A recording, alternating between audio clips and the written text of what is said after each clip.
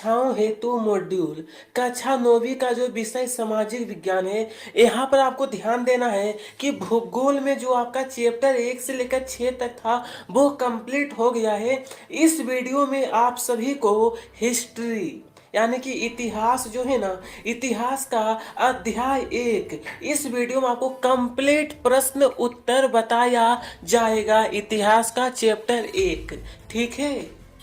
प्रिय स्टूडेंट, यहाँ पे ध्यान दीजिए तो आप सभी का भारत एवं समकालीन विश्व भाग 1, ये आपका इतिहास है। अध्याय 1 का नाम है फ्रांसीसी क्रांति। पहले मैं आपको सारा प्रश्न दिखा देता हूँ, ठीक है, कि कहाँ तक इस अध्याय का प्रश्न टोटल कितना दिया गया है। यहाँ से देखिए आपका अध्याय 2 शुरू होता है और अध्याय 1 का जो क्वेश्चन समाप्त होता है वो यहाँ तक है। क्वेश्चन प्रश्न 26 में कि ओलंप दे गूंज, यहाँ तक आपको पूरा बताया जाएगा। प्रश्न 1 है लुई 16 किस वंश का राजा था? 4 ऑप्शन, इसका सही होगा, इसका सही उत्तर है आपका होगा सा ऑप्शन, ब्रूबो वंश का राजा था। अगला प्रश्न, दूसरा नंबर, फ्रांस की क्रांति कब आरंभ हुई? फ्रांस की जो क्रांति है ना, वह सा ऑप्शन है 1789 ईस्वी में। फ्रांस के विषय में टाइड क्या था? टाइड उत्तर रहेगा इसका स वाला, धार्मिक कर। नंबर 4 है फ्रांस में स्त्रियों को वोट डालने का अधिकार किस वर्ष प्राप्त हुआ? किस वर्ष? सही आंसर है आ ऑप्शन 1946 ईस्वी में, ठीक है। नंबर 5 में है जेकोबिन क्लब का लीडर कौन था? यहां पर बोला गया प्रश्न, ये तो सारा हो गया है ना। 5 में जो कहा गया है ना कि जेकोबिन क्लब का लीडर कौन था, इसका सही होगा ब में टिका थॉमस बी अरे, ठीक है। इसके आगे देखते हैं। बहुत ही प्रिय विद्यार्थी, इस चैप्टर को सरल तरीके से पूरा प्रश्न उत्तर आपको कंप्लीट कराया जाएगा। चलिए, यहाँ निम्नलिखित में से फ्रांस के राष्ट्रीय रंग कौन से हैं? तो राष्ट्रीय रंग जो है ना फ्रांस का, वो आपका होगा द नीला सफेद लाल, जैसे हमारे देश का होता है ना आपका नारंगी सफेद और हरा, उसी प्रकार। अब है फ्रांसीसी सम्राट लुई 16वें के द्वारा 5 मई 1789 को प्रतिनिधि सभा की बैठक बुलाने का उद्देश्य क्या था? सही होगा आ ऑप्शन, नए कर लगाना। नंबर 8 है कौन सा सिद्धांत फ्रांसीसी क्रांति का नहीं है? कौन सा सिद्धांत? सही है द वाला ऑप्शन, साम्राज्यवाद, ठीक है। आगे प्रश्न नंबर 9, द शिपसिट ऑफ लोज की रचना, ये जो ध्यान, इसकी रचना आपका होगा द वाला, मोस्टेस्क्यू। 10 में है लामी द पपल नामक पत्र के प्रकाशन का कार्य किसने आरंभ किया? तो ये आपका होगा अ वाला ऑप्शन, जयापाल मरा। स्टेट जनरल का अधिवेशन हुआ था, इसका जो अधिवेशन हुआ है वो आपका रहेगा सा ऑप्शन कि वर्साय इंडोर टेनिस कोर्ट। चलिए, इतना कंप्लीट करने के बाद यहाँ पर अब है रिक्त स्थान की पूर्ति कीजिए। पहला नंबर, द सोशल कॉन्ट्रैक्ट की रचना तो ये होगा रूसो ने की थी। दूसरा नंबर है बास्टील का पतन राजतंत्र का पतन का प्रतीक है। तीसरा नंबर है बास्टील का पतन सन, यहाँ पर आपको लिखना है प्रिय विद्यार्थी उत्तर, 14 जुलाई 1989 ईस्वी में हुआ। राष्ट्रीय सभा यानी नेशनल असेंबली ने मानवीय अधिकारों की घोषणा सन 1991 में की। फ्रांस में आतंक का राज रोबेस्पियर के राजनीतिक दल ने स्थापित किया था। और नंबर 6 में लिखना है द स्पिरिट ऑफ लॉज पुस्तक को फ्रांस की क्रांति का बाइबल कहा जाता है। नंबर 7 है 1815 में वाटरलू के युद्ध में नेपोलियन की हार हुई। नंबर 8 है 1804 ईस्वी में नेपोलियन ने खुद को फ्रांस का सम्राट घोषित किया। चलिए नंबर 3 है सत्य असत्य लिखिए। अब प्रश्न पहला नंबर, फ्रांस के सामाजिक संरचना में मध्य वर्ग में पादरी शामिल थे, यह असत्य है। नेपोलियन 1804 में फ्रांस की गद्दी पर बैठा, फ्रांस की गद्दी पर, यह सत्य है। नेपोलियन को यूरोप के आधुनिकीकरण का अग्रदूत माना जाता है, यह भी सत्य है। 1789 में पाव रोटी के भाव बढ़ने से फ्रांस में जीविका संकट उत्पन्न हो गया था, यह भी सत्य है। पहले आप लोग इतना कंप्लीट करिए, उसके बाद नंबर 5 से देखेंगे, ठीक है। नंबर 5 है नेपोलियन को कैदी बनाकर सेंट हेलेना द्वीप भेजा गया, यह भी सत्य है। उसके बाद कहा है महिला एवं नागरिकों के अधिकारों की घोषणा ओलंप दे गूंज ने लिखी, यह भी आपका सत्य है। नंबर 7 का है लोकतंत्र का विकास सर्वप्रथम फ्रांस में हुआ, यह आपका सत्य है। नंबर 8 बोला गया है फ्रांस की क्रांति को मॉन्टेस्क्यू के विचारों ने प्रभावित किया, ये भी प्रिय विद्यार्थी आपका सत्य है। उसके बाद बोला है 1789 ईस्वी के पहले फ्रांस के कुलीन तथा पादरी वर्ग को करों में कोई छूट नहीं थी, करों में, ये आपका असत्य होगा, ठीक है। इस तरीके से आपको कंप्लीट करना है। उसके बाद देखेंगे नंबर 4 जो कि है सही जोड़ी बनाइए। चलिए तो विद्यार्थी 4 में है सही जोड़ी बनाइए। खंड नंबर का ये आपका ख है। आइए एक एक करके मिलान करते हैं। तो सबसे पहले आपको रूसो का मिलान करना है, आपको इसका मिलान इसी से कर लेना है, ठीक है। फ्रांस का दार्शनिक 2 नंबर में जो आपको वालटेयर का होगा स वाला से फ्रांस। 3 नंबर में कहा गया है हमसे टेनिस कोर्ट की शपथ, इसका 4 नंबर से करना है मिलान। ये रहा का फ्रांस की क्रांति।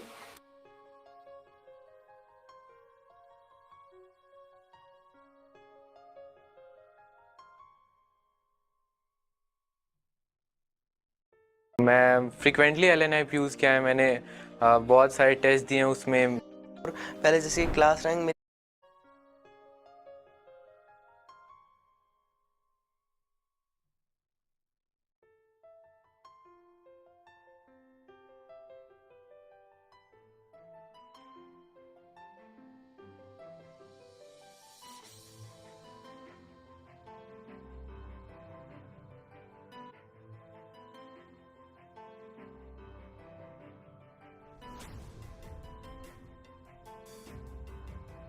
यहाँ पर कहा गया है ना कि टूटी हुई जंजीर, तो टूटी हुई जंजीर का मिलान करना है ज वाला से। लास्ट वाला यहाँ पर लिख ही देता हूं, ज वाला होगा, ठीक है, ज ऑप्शन।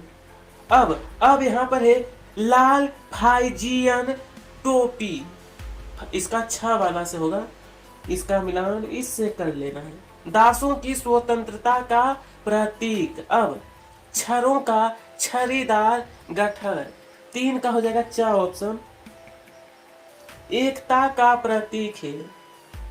उसके बाद त्रिभुज के अंदर, तो देखिए इसका द वाला होगा, इस यहाँ पे ज्ञान का प्रतीक।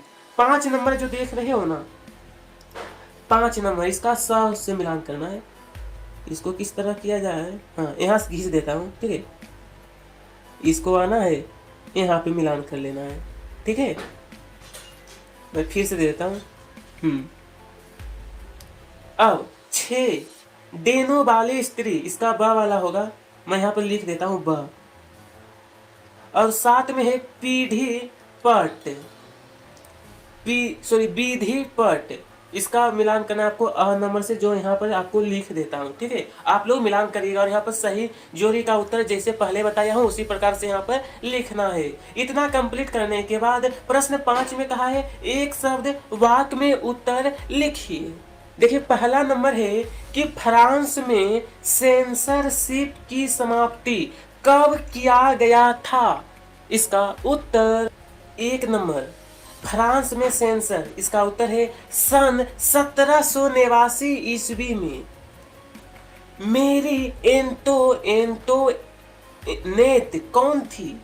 ये जो है ना लुई 16 की पत्नी थी, एंटोनेट। ठीक है, याद रहेगा ना। चलिए तीसरा नंबर है राजा के दैविक और निरंकुश अधिकारों के सिद्धांत का खंडन किसने किया था? किसने? तो देखिए टू टिटाएजेज ऑफ गवर्नमेंट में लोक ने। अब फ्रांस में पुरुष एवं नागरिक अधिकार घोषणा पत्र 1790 में किसके द्वारा बनाया गया? उत्तर होगा ले वर्वियर। ठीक है, नंबर 5 है टू टिटाइजेज ऑफ गवर्नमेंट किसने लिखा था? तो यहाँ पर उत्तर रहेगा लोक। उसके बाद प्रश्न आगे का है महिला एवं नागरिक अधिकार घोषणा पत्र 1791 में किसके द्वारा बनाया गया? ओलाम्ब दे गुंज। 1781 ईस्वी से 1794 ईस्वी तक फ्रांस में चलने वाली मुद्रा का क्या नाम था? लीवे। क्या था? लीवरे। ठीक है, चलिए नंबर 7 तक हो गया है। अब इसके अगला प्रश्न नंबर 8 है शक्ति विकेंद्रीकरण यानी विधायिका कार्यपालिका न्यायपालिका में विभाजन का सिद्धांत किसने प्रतिपादित किया? तो उत्तर रहेगा मोस्टेस क्यू। ठीक है, नंबर 9 1791 ईस्वी के फ्रांसीसी संविधान के अनुसार फ्रांस की सरकार का स्वरूप कैसा था? स्वरूप तो देखिए संवैधानिक राजतंत्र। 10 में है कॉन्वेंट का क्या अर्थ है? उत्तर होगा धार्मिक जीवन को समर्पित समूह की इमारत। चलिए अब है अति लघुतरीय प्रश्न। पहला स्टेट क्या था? विद्यार्थी उत्तर है क्रांति पूर्व फ्रांसीसी समाज में सत्ता और समाज की हैसियत को अभिव्यक्त करने वाली श्रेणी को स्टेट। ठीक है, अब नंबर दूसरा है गिलोटीन क्या था? गिलोटीन तो देखिए मृत्यु दंड देने के लिए बना यंत्र। तीसरा है आतंक का राज किसे कहते हैं? 3 नंबर का उत्तर है व्यक्ति या संगठन लोगों में डर फैलाने के लिए कार्य करे उसे आतंक का राज कहते हैं। ठीक है, चलिए नंबर 4 की तरफ। नंबर 4 वाटरलू के युद्ध के परिणाम लिखिए। इसका परिणाम तो देखिए वाटरलू के युद्ध में नेपोलियन की निर्णायक हार हुई और नेपोलियन के शासन का अंत हुआ। नंबर 5 में कहा है टेनिस कोर्ट में जन साधारण के प्रतिनिधियों ने क्या शपथ ली? इसका उत्तर है जब तक सम्राट की शक्तियों को कम करने वाला संविधान बंद नहीं होगा तब तक असेंबली भंग नहीं होगी। नंबर 6, जेकोबिन क्लब के सदस्य कौन थे? इनका नेता कौन था? छोटे दुकानदार, कारीगर व मजदूर जेकोबिन के सदस्य थे और मैक्स मिलियन रोबेस्पियर इसका नेता था। कौन? तो रोबेस्पियर इसका नेता था। नंबर 7 की ओर अब देखते हैं।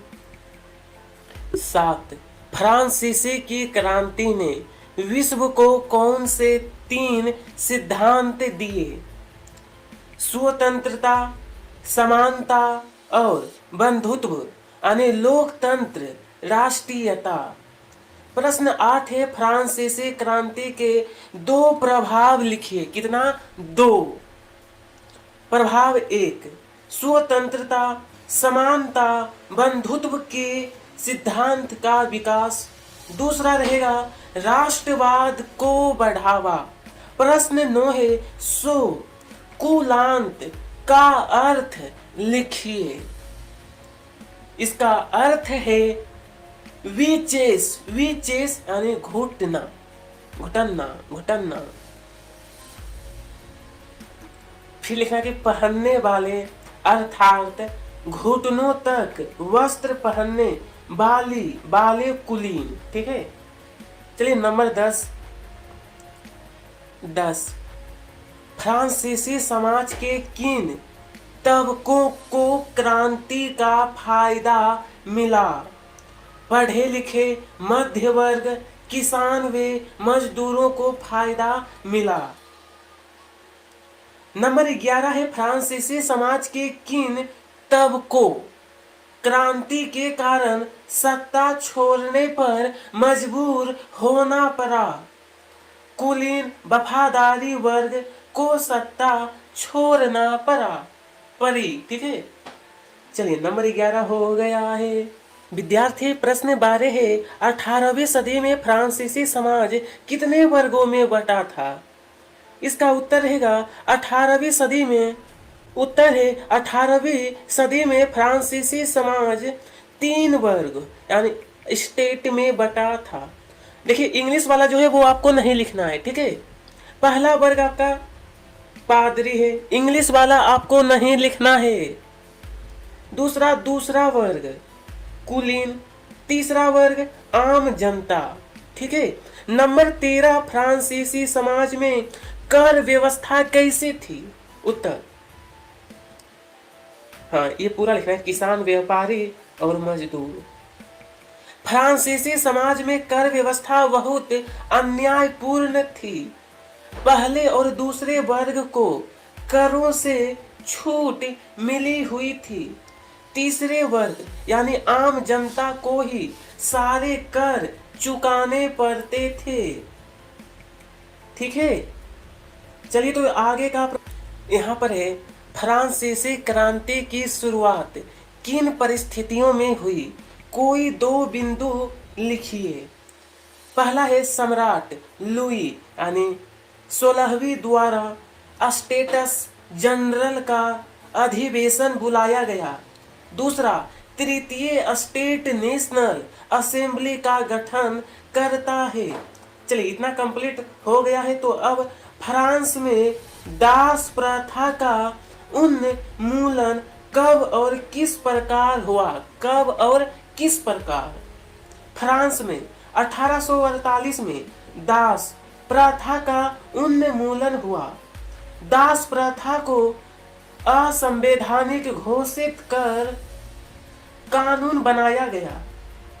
इसके आगे कहा है 19वीं और 20वीं सदी की दुनिया के लिए फ्रांसीसी क्रांति कौन सी विरासत छोड़ गई?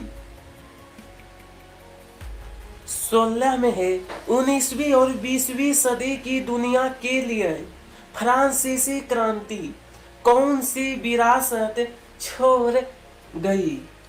देखिए पहला रहेगा स्वतंत्रता, समानता और बंधुत्व के सिद्धांत का विकास। अगला लोकतांत्रिक अधिकारों का विकास। 17 नंबर है कि फ्रांस में लुई 16वें के समय में खजाना खाली होने के दो कारण। तो देखिए, पहला रहेगा लंबे वर्ष के युद्ध में वित्तीय संसाधन समाप्त कर दिए।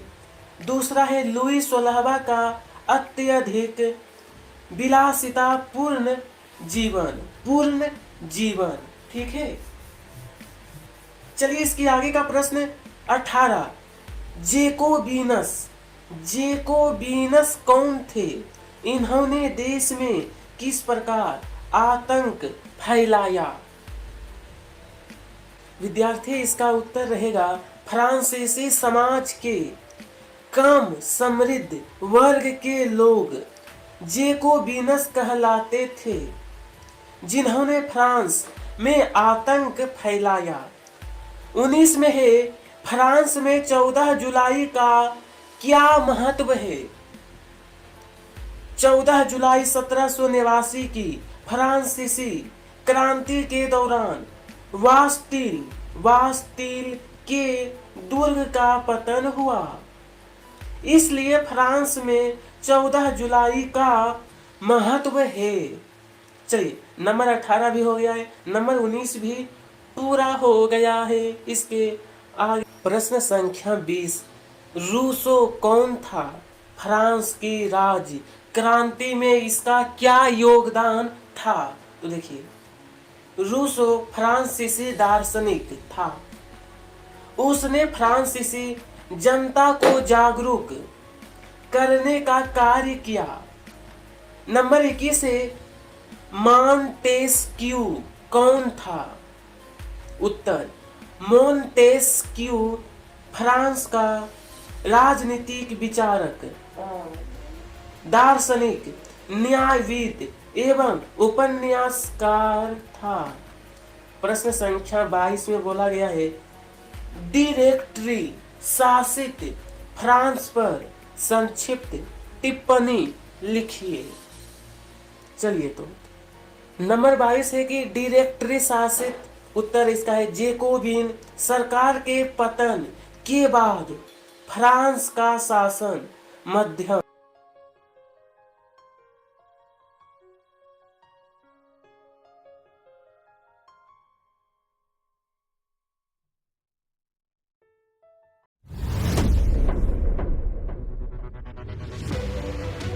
क्या आपने